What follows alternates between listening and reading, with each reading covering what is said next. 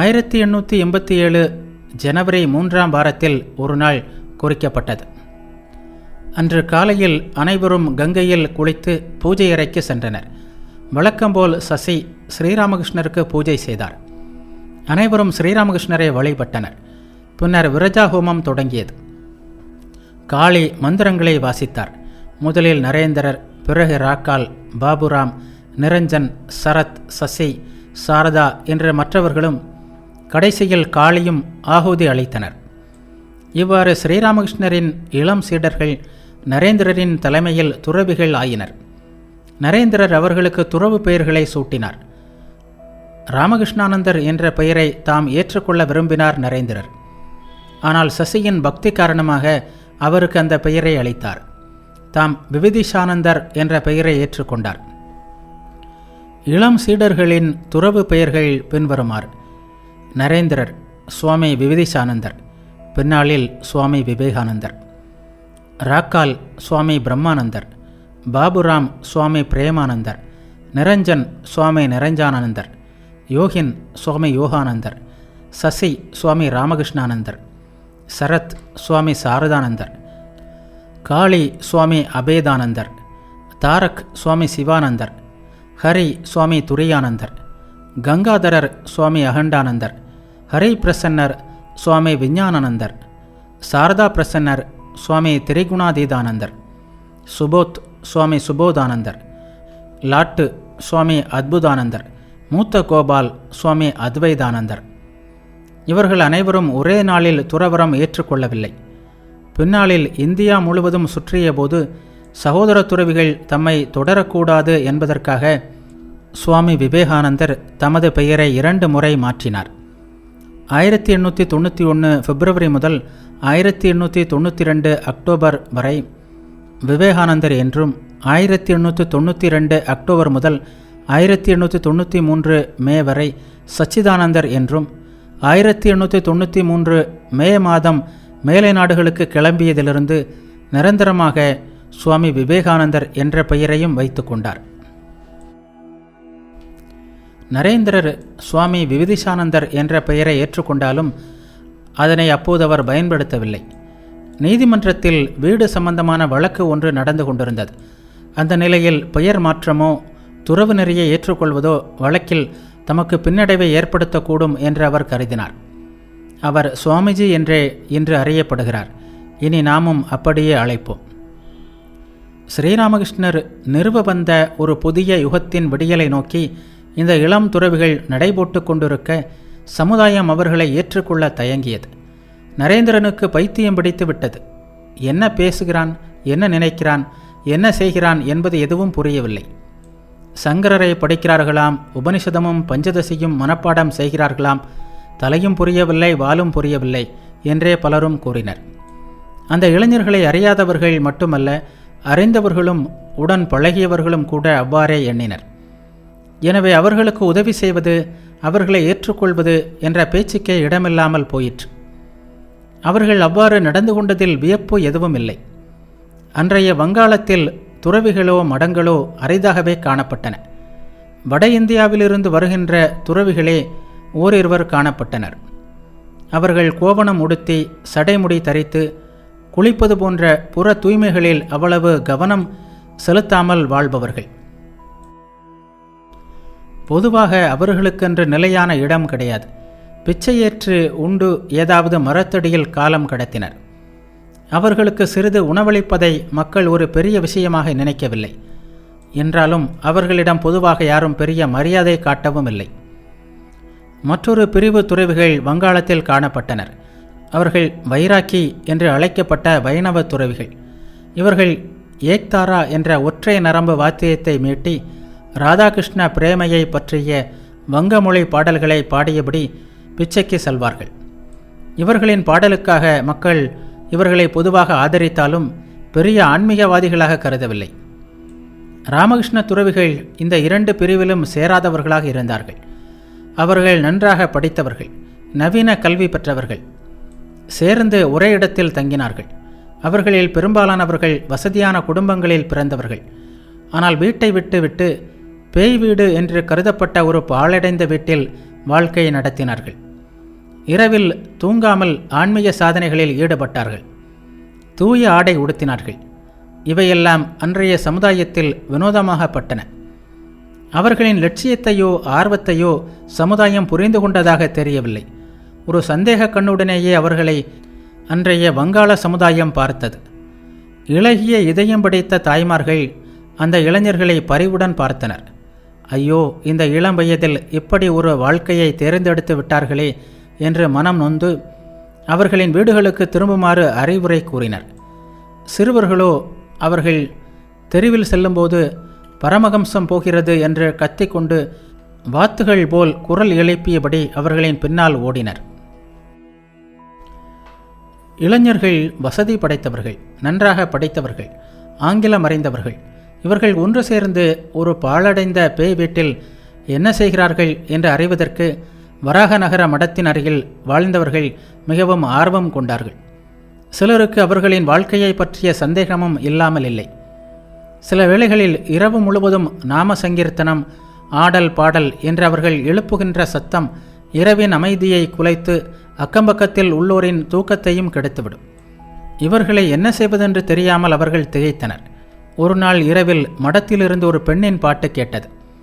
இனிமையான குரலில் ஒரு பெண் பாடுவதை கேட்டதும் அருகிலிருந்தோர் தங்கள் சந்தேகம் சரியானதே என்று முடிவு செய்தனர். அவர்களை கையும் களவுமாக பிடிக்க வேண்டும் என்பதற்காக சிலர் ஓசையின்றே மடத்திற்குள் சென்றனர். அடிமேல் அடி வைத்து பாடல் வந்த அறையை நோக்கி சென்றனர். இப்போது பிடித்துவிடலாம் என்று உள்ளே சென்றால் அங்கே பாடிக்கொண்டிருந்தவர் ஓர் ஆண், சரத். அவருக்கு பெண் குரல். வந்தவர்களின் முகத்தில் ஈயாடவில்லை. ஏதோ சாக்குப்போக்கு சொல்லிவிட்டு நழுவினர். இவ்வாறு எதிர்ப்பு, சந்தேகம், சில வேளைகளில் ஆமோதிப்பு இன்று சமுதாயம் அந்த இளம் துறவியரை பார்த்தது. அதே வேளையில் கிறிஸ்தவ மிஷனரிகளும் ஒரு முயற்சியில் ஈடுபட்டனர். இளைஞர்கள் ஓர் உயர்ந்த நோக்கத்துடன் இல்லற வாழ்க்கையை துறந்தவர்கள். இத்தகையவர்கள் தங்கள் பக்கத்தில் இருந்தால் நன்றாக இருக்கும் என்று அவர்களின் மனம் கற்பனை செய்தது.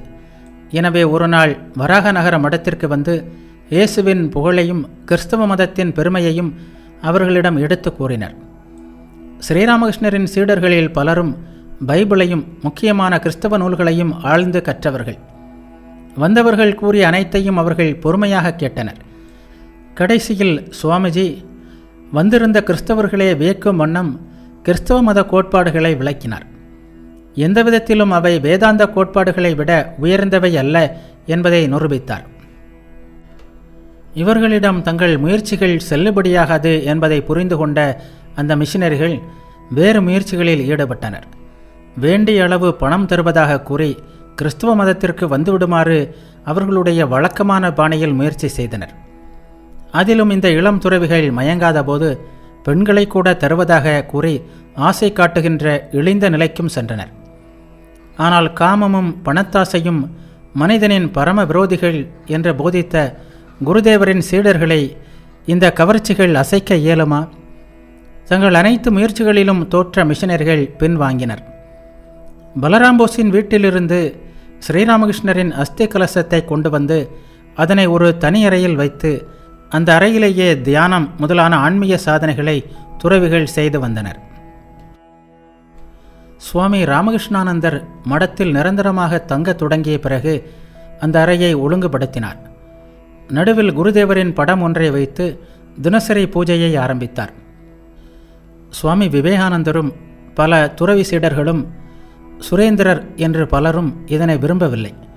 ஸ்ரீராமகிருஷ்ணர் தம்மை வழிபடுமாறு யாரிடமும் கூறியதில்லை என்று அவர்கள் தங்கள் கருத்துக்களை தெரிவித்தனர். அதிலும் விரஜாஹோமம் செய்து துறவிகள் ஆகிய பிறகு பூஜை முதலான சடங்குகளுக்கு இடமில்லை என்பது அவர்களது வாதமாக இருந்தது. ஒரு நாள் சுவாமிஜி பூஜை அறையில் நின்று கொண்டே அதனை எதிர்த்து காரசாரமாக விவாதித்தார். ராமகிருஷ்ணானந்தரும் உரிய பதிலை கூறினார். சிறிது நேரத்தில் வாதம் மிகவும் சூடாகியது. ஒரு கட்டத்தில் ராமகிருஷ்ணானந்தர் சுவாமிஜியின் முடியை பிடித்து இழுத்து பூஜை அறைக்கு வெளியே தள்ளினார். எல்லாம் சிறிது நேரம்தான். பின்னர் தமது செயலுக்கு வருத்தம் தெரிவித்து அவரிடம் மன்னிப்பும் கேட்டார்.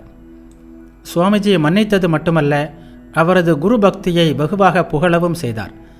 இது விஷயமாக பல நேரங்களில் கருத்து வேறுபாடுகள் எழுந்தாலும் ராமகிருஷ்ண பூஜை தொடர்ந்தது.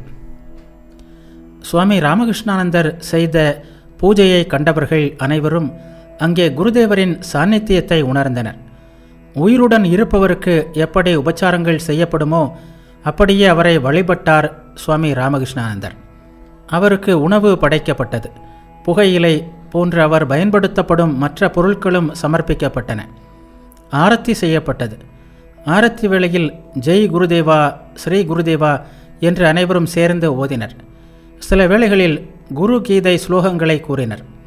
தீப ஆராதனை கண்கொள்ளாத காட்சியாக இருந்தது. அனைவரும் ஜெய் சிவ ஓங்காரா என்ற பாடலை பாடினர்.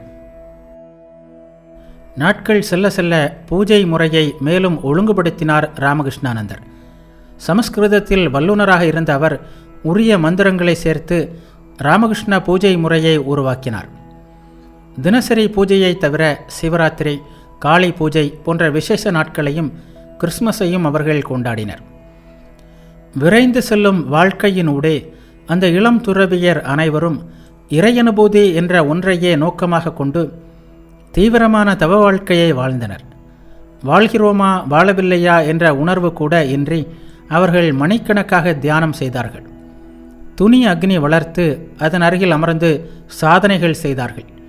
ஆனால் படிப்பு ஆகட்டும், ஆன்மீக சாதனைகளாகட்டும் எதுவும் எல்லை மீறாமல் பார்த்து கொண்டார் சுவாமிஜி. சில வேளைகளில் அவர்கள் கடின தவத்திற்காக முயலும்போது அவர்களை தடுத்து, என்ன எல்லோரும் ராமகிருஷ்ண பரமஹம்சர் ஆகிவிடலாம் என்று நினைக்கிறீர்களா? அது ஒருபோதும் முடியாது. ராமகிருஷ்ண பரமஹம்சர் ஒருமுறை மட்டுமே பிறக்கிறார் என்பார். சில வேளைகளில், சகோதரர்களே, குருதேவர் கூறும் எறும்பும் சர்க்கரை மலையையும் ஓமையை மறந்துவிட்டீர்களா? உங்களுக்கு ஒரு சர்க்கரை துகள் போதும், நீங்களோ சர்க்கரை மலையையே தூக்கி சென்று விடலாம் என்று நினைக்கிறீர்கள். அத்தகைய முயற்சிகளை விடுங்கள் என்று அவர்களை அன்புடன் வழி நடத்துவார். யாராவது அவரது பேச்சை மீறி தீவிர சாதனைகளில் ஈடுபட்டால், உங்களை ராமகிருஷ்ணர் என் பொறுப்பில் விட்டு சென்றிருக்கிறார் என்பதை மறந்துவிடாதீர்கள் என்று அவர்களை பரிவுடன் தமது வழிக்கு கொண்டு வருவார். ஸ்ரீராமகிருஷ்ணர் கூறியதால் மட்டுமல்ல, சுவாமிஜியின் ஆளுமையும் அவர்களை மிகவும் ஆட்கொண்டது. அவரது முகம், அவரது பேச்சு, அவரது கண்கள், அவர்களுக்கிடையே அவர் செயல்பட்ட விதம், அவர்களை உற்சாகப்படுத்திய விதம், ஏன் சில வேளைகளில் அவர்களை கடிந்து கொண்ட விதம் என்று அனைவருமே அவரை அந்த இளம் துறவியர்களின் தன்னிகரற்ற தலைவராக காட்டியது. ஆனால் சுவாமிஜி அவர்களை எப்படி வழிநடத்தினாலும், ஏன் கடிந்து கொண்டாலும் அதன் பின்னணியாக திகழ்ந்தது அவரது தன்னலமற்ற அன்பு ஒன்றே. இதனை அனைவரும் புரிந்து கொண்டிருந்தனர். ஒருமுறை திடீரென்று திரிகுணாதீதானந்தர் யாரிடமும் சொல்லாமல் மடத்தை விட்டு போய்விட்டார். அவரது பிரச்சனை கொஞ்சம் வித்தியாசமானது. நரேன் அடிக்கடி வீட்டிற்கு போய் வருகிறான், குடும்ப வாழ்க்கை நடத்தி வருகிறான். எங்கே எனக்கும் அதுபோல் வீட்டிற்கு போகும் ஆசை வந்துவிடுமோ என்று பயப்படுகிறேன் என்று கூறிவிட்டு அவர் சென்றிருந்தார். நரேந்திரர் எங்கே இருந்தாலும் அது அவரது மனத்தை பாதிக்காது. ஆனால் தம்மால் அத்தகைய ஒரு பற்றற்ற நிலைமை சாத்தியமல்ல என்பதை நினைத்து அவர் வருந்தினார். இவ்வாறு மடத்தை விட்டு சென்ற அவரால் 10 மைல்களுக்கு மேல் போக இயலவில்லை. எனவே சில நாட்களுக்குள் மடத்திற்கு திரும்பி வந்தார். அப்போது பிரம்மானந்தர் அவரிடம், ஏன் இப்படி செய்தாய்? நீ எங்கே போவாய்? எங்கு போனாலும் நரேந்திரரிடம் உள்ளது போல் ஓர் அன்பை நீ எங்காவது காண இயலுமா என்று கேட்டார். இவ்வாறு தமது பிரச்சனைகள், குடும்ப பிரச்சனைகள் அனைத்தையும் மீறி அனைவரையும் அன்பினால் ஆண்டார் சுவாமிஜி. குருதேவர் ஒரு நாள் பரவச நிலையில், உயிர்களுக்கு உதவ இயலாது, தொண்டுதான் செய்ய இயலும் என்று கூறியதை சுவாமிஜி ஒரு புதிய கண்ணோட்டத்தில் புரிந்து கொண்டது பற்றி ஏற்கனவே கூறினோம். உயிர்களை இறைவனாக கண்டு அவர்களுக்கு சேவை செய்வது முக்திக்கு வழி என்று சுவாமிஜி கூறியதை அவரது சகோதர துறவிகள் பலராலும் ஏற்றுக்கொள்ள இயலவில்லை. இது விஷயமாக அவ்வப்போது வாதங்களும் நடைபெறுவதுண்டு. சுவாமிஜி அன்பினாலும் அரவணைப்பினாலும் மெல்ல மெல்ல அவர்களிடம் அந்த கருத்தை புகுத்தினார். ஸ்ரீராமகிருஷ்ணரின் செய்தி என்ன, அதன் புதுமை என்ன, அதனை எந்த வழியில் மக்களிடம் கொண்டு செல்வது என்பது பற்றியெல்லாம் அவர் அவர்களிடம் கூறி படிப்படியாக அவர்களை அந்த வழிக்கு கொண்டு வர முயற்சி செய்தார். இவற்றுடன் சுவாமிஜிக்கு இருந்த மற்றொரு முக்கியமான வேலை மற்ற துறவியரின் பெற்றோரை சமாளிப்பது. இந்த சீர்கேடுகள் அனைத்திற்கும் நரேந்திரனே காரணம். அவன்தான் எங்கள் பிள்ளைகளையும் கெடுக்கிறான். அவன் இல்லாமல் இருந்தால் அவர்கள் தங்கள் படிப்பை தொடர்ந்திருப்பார்கள் என்று பல பெற்றோரும் சுவாமிஜியை குற்றம் சாட்டினர். அவர்கள் வரும்போதெல்லாம் அவர்களின் ஏச்சை பொறுத்து கொண்டு அவர்களிடம் பொறுமையாக பேசி அவர்களை உபசரித்து வழியனுப்புவார் சுவாமிஜி. பிரம்மச்சரியம், எளிமை, ஆன்மீக சாதனைகள் என்ற மூன்றும் துறவிக்கு அடிப்படையாக கூறப்படுகின்றன. பிரம்மச்சரியம் என்பது காமத்திற்கு கட்டுப்படாத வாழ்க்கை. எளிமை என்றால் தேவைக்கு அதிகமாக சேர்த்து வைக்காமல் இருத்தல். வாழ்வதற்கு எந்த அளவிற்கு மிக குறைவாக தேவைப்படுமோ அந்த மிக குறைந்த அளவை மட்டுமே ஒரு துறவியை பயன்படுத்த வேண்டும். அடுத்து வருபவை ஆன்மீக சாதனைகள், தவம், படிப்பு போன்றவை. வராகநகர் மடத்து துறவியரிடம் இந்த அடிப்படை பண்புகள் எல்லாம் இயல்பாகவே அமைந்திருந்தன. இறைவனே மனிதனாக அவதரித்த குருதேவரின் தொடர்பு அவர்களுக்கு இளம் வயதிலேயே ஏற்பட்டது. அவரது அருளால் இறை அனுபூதி என்ற ஒன்றையே வாழ்க்கையின் லட்சியமாக கொண்டு அவர்கள் தவத்தில் ஈடுபட்டனர். தவத்திற்கு பல்வேறு வழிகளும் முறைகளும் கூறப்படுகின்றன. அவற்றில் ஒன்று பிரவ்ரஜனம், அதாவது ஓரிடத்தில் தங்காமல் சஞ்சரித்தல். தேங்கும் நீரும் ஓரிடத்தில் தங்கும் துறவியும் இழிநிலையை அடைய நேரும் என்பார்கள். நீர் என்றால் அது ஓடிக்கொண்டே இருக்க வேண்டும், இல்லாவிட்டால் அதில் அழுக்கு சேர்ந்து குடிக்க உதவாததாகிவிடும். துறவி ஓரிடத்தில் தொடர்ந்து தங்கினால் அந்த இடத்துடன், அந்த நபர்களுடன் அவனுக்கு பற்று ஏற்பட்டு இறைநெறியில் தடைக்கல்லாகிவிடும். எனவே அவன் தொடர்ந்து பயணம் செய்து கொண்டிருக்க வேண்டும். துறவின் மற்ற நீதிகள் வாழ்க்கையில் சிறப்பாக அமைந்துவிட்ட வராகநகர் மடத்து துறவிகள் தீர்த்த யாத்திரை செல்ல நினைத்தனர். இமயமலை, பூரி, காசி என்ற பலரும் பல்வேறு இடங்களுக்கு போக முடிவு செய்தார்கள்.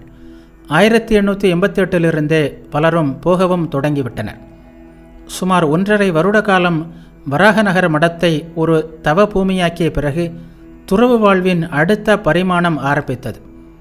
சுவாமிஜி ஆரம்பத்தில் இப்படி பயணம் சென்றவர்களை கண்டித்தாலும் அவரது மனத்திலும் அந்த ஆர்வம் துளிர்விட ஆரம்பித்தது. அவரும் தமக்கென்று சில திட்டங்களை வகுத்து கொண்டார்.